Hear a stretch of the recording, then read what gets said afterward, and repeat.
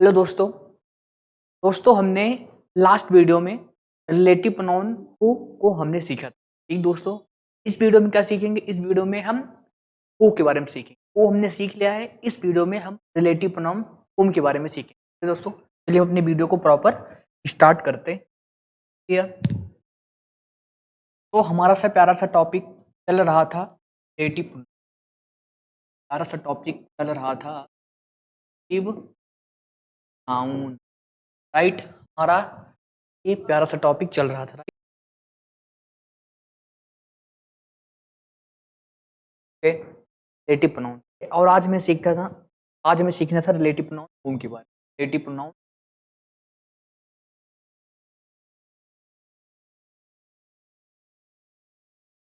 Okay. तो देखिए अब समझते हैं रिलेटिव प्रोनाउन होम। ठीक है, इसका यूज हम अब कहाँ कहाँ करना है हमें। अब दोस्त देखिए, सबसे पहले समझते हैं इस होम को। होम को हम समझते हैं कि कैसे हम इसको डिस्कस करें। ठीक दोस्त, कैसे हमने लिखा कि हमने क्वेश्चन लिखा दोस्तों हैं कि works with Ram. Works with, हमने दोस्तों सेंटेंस लिखा ही वर्क्स विद राम। इसका सेंस क्या हुआ कि वो राम के साथ काम करता है, वो राम के साथ काम करता है, राइट। अब दोस्त देखिए, अगर मैं इसको अगर मैं क्वेश्चन में डिनोट करूं, ठीक है, अगर दोस्तों मैंने इसी के बिहाफ पर एक क्वेश्चन पूछा कि whom whom does he whom does he work with, whom does he work, यानी अगर मैं आपसे पूछूं कि वह किसके साथ काम करता है, ठीक है, तो आप कहोगे सर वह किसके साथ काम करता है? वह काम करता है राम के साथ। वह किसके साथ काम करता है? राम के साथ काम करता है। He works with Ram, right. अब कहोगे सर ये जो मैंने आप क्वेश्चन पूछा हूम, ये किसका रिप्लाई है? ये हूम का रिप्लाई क्या है? राम है। ये का रिप्लाई क्या है? राम, राइट। हमने क्वेश्चन पूछा हुआ किसके साथ काम करता है, तो आपने पूछा राम के साथ काम करता है। ठीक है, एक चीज और समझ में आया दोस्तों, हमने समझा पहला सेंटेंस। दूसरा सेंटेंस लेते हैं, ठीक है। ही मेट मी, वह मुझसे मिला, ठीक है, वह मुझसे मिला। इसका सेंटेंस इस मीनिंग हुई। अब दोस्तों अगर मैं इसी के बिहाफ पर एक क्वेश्चन पूछूं कि whom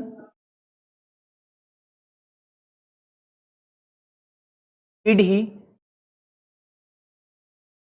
ठीक है, whom did he meet, इसका सेंस क्या हुआ कि वह किससे मिला। तो मैं आप क्या रिप्लाई करोगे? आप रिप्लाई करो सर वह मुझसे मिला, ठीक है। यानी अगर आप ध्यान से देखोगे तो इस होम का रिप्लाई क्या है? इस होम का रिप्लाई क्या है डियर? इस रिप्लाई क्या है? मी है। इस होम का रिप्लाई क्या है?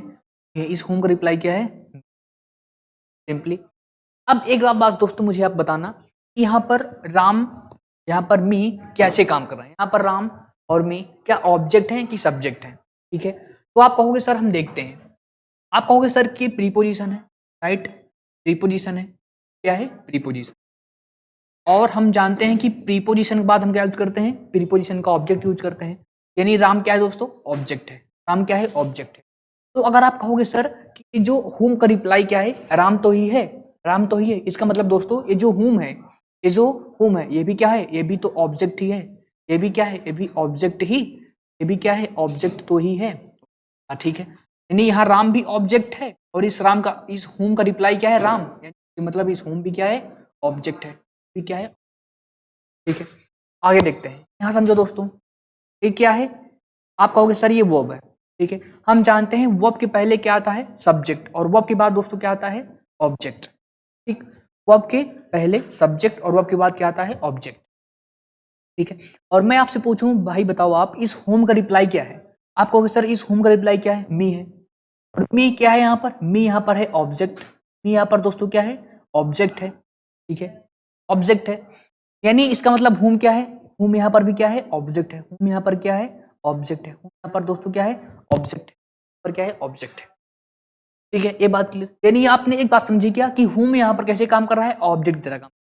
और दूसरी चीज आपने क्या समझी कि यहाँ पर, ठीक है, यहाँ पर ये जो राम है, ठीक है। और यहाँ पर मी जो है ये किसी न किसी पर्सन को ही रिप्रेजेंट कर रहे हैं, किसी न किसी पर्सन को ही रिप्रेजेंट कर रहे हैं। ठीक दोस्त, तो इन दोनों बातें से, ठीक है, इन दोनों बातों से हमने क्या सीखा दोस्तों, इस बात को मैं नेक्स्ट पेज पर समराइज करने जा रहा हूँ। ठीक दोस्तों, अब देखो, ठीक है, तो कॉन्सेप्ट नंबर फर्स्ट था और फर्स्ट, अब चीजों को हम प्रारंभ करते हैं कि हमने अब होम के बारे में क्या क्या सीखा, होम के विषय में सीखने को मिली, के बारे में हमें कौन कौन सी इन्फॉर्मेशन सीखी। तो आप कहोगे सर हमने होम के बारे में पहले इन्फॉर्मेशन ये कि जो होम होता है क्या होता है, ऑब्जेक्ट होता है, वो काम करता है ऑब्जेक्ट, वो काम करता है कैसे, ऑब्जेक्ट की तरह। ठीक है, और ऑब्जेक्ट कैसे, वो ऑब्जेक्ट दो का ऑब्जेक्ट हो सकता है।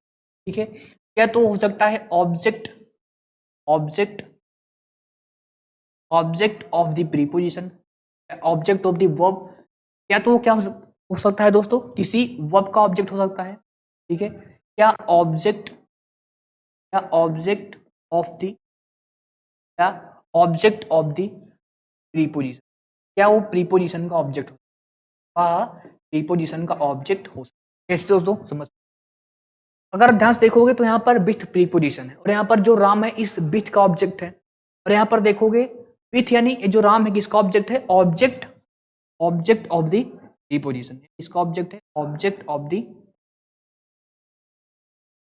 ये है ऑब्जेक्ट ऑफ द प्रीपोजिशन। ठीक है, और कहोगे सर ये जो मी है ये भी ऑब्जेक्ट है लेकिन इस वर्ब का ऑब्जेक्ट है। ठीक है, यानी आप कहोगे object of the, object of the, इस वर्ब का ऑब्जेक्ट है। ठीक है, तो अब देखो ये हो गया, और दूसरी चीज आपने सीखा सर कि ये केवल पर्सन के लिए आ सकता है और किसी के लिए आ सकता है, ये केवल किसके लिए आ सकता है, पर्सन के लिए आ सकता है। ये दो चीज ही आपको क्लियर हो, पहली चीज क्या क्लियर कि ये ऑब्जेक्ट है, पहली चीज ये क्या है, ये है आपका ऑब्जेक्ट, और दूसरी चीज किसको रिप्रेजेंट करता है, ये पर्सन को रिप्रेजेंट करता है, पर्सन को रिप्रेजेंट करता है। तो यहां से आपने एक चीज क्या सीखी, ठीक है, तो दोस्तों हमने जो लास्ट वीडियो में सीखा था, क्या सीखा था कि हु जो होता है, हु, आप कहोगे सर आपने बताया था हु होता है, हु की भी सेम क्वालिटीज थी, यानी हु क्या है, हु आप कह सकते हो हु है आपका कौन सा केस, हु है आपका सब्जेक्ट, यानी हु काम करता है सब्जेक्टिव केस, हु है सब्जेक्ट की तरह काम करता है डियर। ठीक है, नहीं हु सब्जेक्टिव किस तरह काम करता है, और कहोगे सर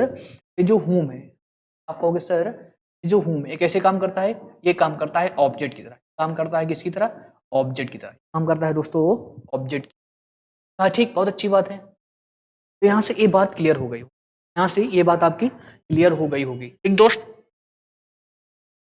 अब दोस्त समझते हैं, अब समझते हैं कि, अब समझते हैं रिलेटिव प्रोनाउन हुम का डेरिवेशन, कि हम किस प्रकार से उसको डेवलप करते हैं दोस्त। तो देखिए नेक्स्ट कॉन्सेप्ट समझते हैं। ठीक है,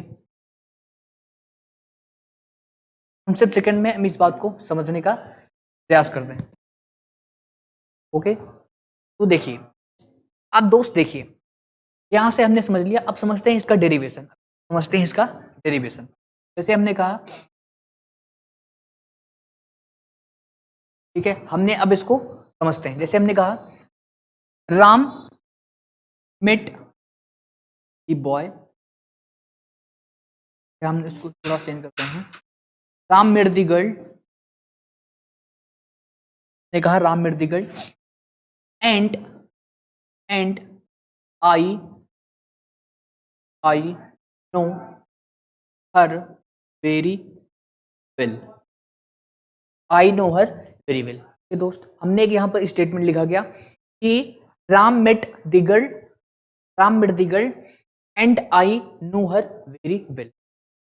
तो अब दोस्त सबसे पहले आपको ध्यान देना है किस पर, सबसे पहले आपको फोकस करना है इस, आपको फोकस करना है किस पर, हर पर, किस पर फोकस करना है डियर, हर पर। अब कहोगे सर यहाँ पर ये वर्ब नो क्या है, ये हमारी वर्ब है, ये क्या है हमारी verb। और वर्ब के पहले ये क्या है, इसका ऑब्जेक्ट है, ये क्या है ऑब्जेक्ट है, वर्ब का ऑब्जेक्ट है, राइट, ये क्या है इस वर्ब का ऑब्जेक्ट।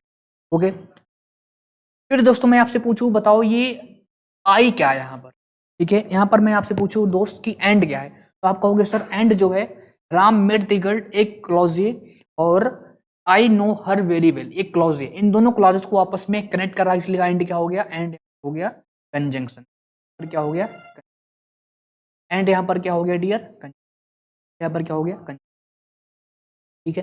तो मैं आपसे पूछूं, तो डियर मैं आपसे पूछूं कि क्या हमारे पास कोई ऐसा शब्द है जो इस एंड को भी यहां से निकाल दे, इस हर को भी यहां से निकाल दे, मतलब इन सब की क्वालिटीज उसके अंदर हो, यानी वो कंजंक्शन भी हो जाए, राइट, और रिलेटिव प्रोनाउन भी हो जाए, उसके अंदर ऑब्जेक्ट का भी गुण हो, उसको पर्सन को भी रिप्रेजेंट करे, तो आप कहोगे सर ऐसा एक ही शब्द है, होम है। अगर आप होम को as a relative pronoun use करोगे तो कंजंक्शन भी काम करेगा साथ में, और सर ऑब्जेक्ट को रिप्रेजेंट करेगा यानी हर को रिप्रेजेंट करेगा, और साथ हर में मैंने कहा हाँ बहुत बढ़िया। अब इसको अगर मैं जोड़ूं दोस्तों, मैं क्या लिखूंगा, इसको और शॉर्ट फॉर्म में लिख देता हूँ, Ram met Ram met the girl, Ram met the girl whom, ठीक है, whom I know, whom I know very well, I know. आप कहोगे सर हाँ बिल्कुल बहुत अच्छा हो गया। आप अगर इस होम पर फोकस करोगे, होम पर फोकस करोगे, ठीक है, तो आपने क्या किया, ये यहाँ पर रिलेटिव प्रोनाउन भी है, ये यहाँ पर क्या है, रिलेटिव प्रोनाउन भी है, ठीक है, ये यहाँ पर रिलेटिव कंजंक्शन, यहाँ पर क्या है, रिलेटिव कंजंक्शन भी है, राइट, और ठीक है, और यहाँ पर ये कैसे काम कर रहा है, यहाँ पर ये ऑब्जेक्ट की तरह काम कर रहा है, ठीक है, और साथ में किसको रिप्रेजेंट कर रहा है, साथ में ये पर्सन को रिप्रेजेंट करता है दोस्तों। यानी इतनी बातें, ठीक है, ये सभी बातें क्या किया, इस होम ने अपने अंदर एब्जॉर्ब किया है, इस होम ने एब्जॉर्ब किया है, ठीक दोस्तों। तो ये हमने यहाँ से होम को इस सीखा, ठीक दोस्त। अब देखिए अब क्या करते हैं, अब इसी दोस्तों कॉन्सेप्ट को मैं एक फॉर्मूले के अंदर फिरो दे रहा हूं, एक फॉर्मूले के अंदर मैं आपको फिरो दे रहा हूं, ठीक है। तो कॉन्सेप्ट नंबर तीसरे में क्या सीखेंगे, एक प्रॉपर फॉर्मूला सीखेंगे, ये आप हमेशा कॉन्सेप्ट को उड़ा सको ये क्वेश्चन, ठीक है। तो जैसे मान लीजिए ये आपके पास स्टेटमेंट है, मान लेते हैं हम आपके पास स्टेटमेंट है, ओके, और यहाँ पर यूज करना है आपको रिलेटिव, यहाँ पर आपको यूज रिलेटिव प्रोनाउन, सिंपल सी बात है, ठीक है। आपको यहाँ पर यूज करना है एक, ठीक है, और आपने देखा कि इसके पहले एंटीसीडेंट है, इसके पहले क्या है, दोस्तों क्या है, एंटीसीडेंट, एंटीसीडेंट है, और एंटीसीडेंट के रूप में वो क्या हो, पर्सन, रूप में क्या हो, पर्सन हो, सबसे इंपॉर्टेंट चीज क्या हो, पर्सन हो, पर्सन होना चाहिए, पर्सन होना चाहिए, चाहे नाउन के रूप में आए वो, और चाहे वो किसके रूप में आए, चाहे प्रोनाउन के रूप में आए, चाहे वो प्रोनाउन के रूप में आए, चाहे नाउन के रूप में आए और चाहे प्रोनाउन के रूप में आए, ठीक, पहली चीजें खत्म। और फिर आपने देखा कि इस रिलेटिव प्रोनाउन के जस्ट बाद, इस रिलेटिव प्रोनाउन के जस्ट बाद, ठीक है, एक सब्जेक्ट, एक सब्जेक्ट, और इसी के बेस पर क्या है, इसकी एक वर्ब है, इसकी एक वर्ब है, आगे चीज, ठीक है। यानी इस प्रकार का आपको केस मिला, इस प्रकार का आपको केस मिला, तो आप कहोगे सर इस प्रकार में, यानी जब आपने देखा रिलेटिव प्रोनाउन, इसके जस्ट पहले एंटीसीडेंट के रूप में पर्सन है, और इसके जस्ट बाद एक सेंटेंस है जिसकी शुरुआत सब्जेक्ट से हुई है और उसके बाद एक, तो इस केस में दोस्तों आप बिना सोचे रिलेटिव प्रोनाउन यूज करोगे, बिना सोचे आपको रिलेटिव प्रोनाउन इसका हूं, बिना सोचे आपको यूज करना है रिलेटिव प्रोनाउन, क्या दोस्तों यूज करोगे डियर, ये दोस्तों है हूं, ये दोस्तों है हूं की डेरिवेशन। अब आप दोस्तों क्वेश्चन को देखते ही आप कहोगे सर आ गया, ठीक है, आसानी से आप क्वेश्चन टैकल कर सकते हो, टैकल कर सकते हो, ठीक है। अब दोस्त क्या करते हैं, इसके बेस पर एक लेते हैं एग्जांपल, ठीक है, जैसे C C A point C appointed the man blank blank they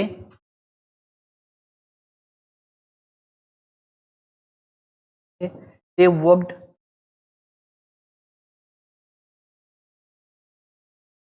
a no very, आप कहोगे सर मैं यूज करना है यहाँ पर रिलेटिव प्रोनाउन, यहाँ पर क्या यूज करना है,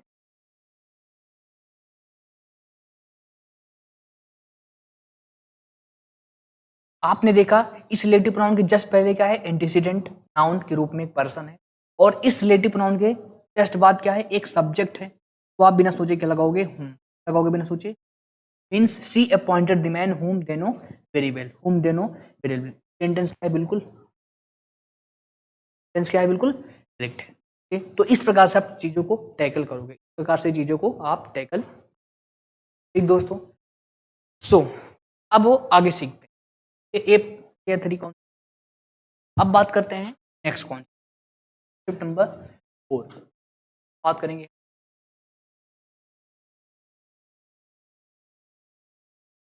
कॉन्सेप्ट नंबर 4 करते समय पहले मैं आपको दोस्तों एक छोटा सा क्वेश्चन दूंगा, आपको बताना कैसे करोगे। जैसे दोस्तों हमने क्या कर, आप ध्यान से देखोगे क्या लिखा है, this is the boy blank I know she knows very well. तो आप कहोगे सर यहाँ पर हमें चाहिए रिलेटिव प्रोनाउन, चाहिए क्या, रिलेटिव प्रोनाउन।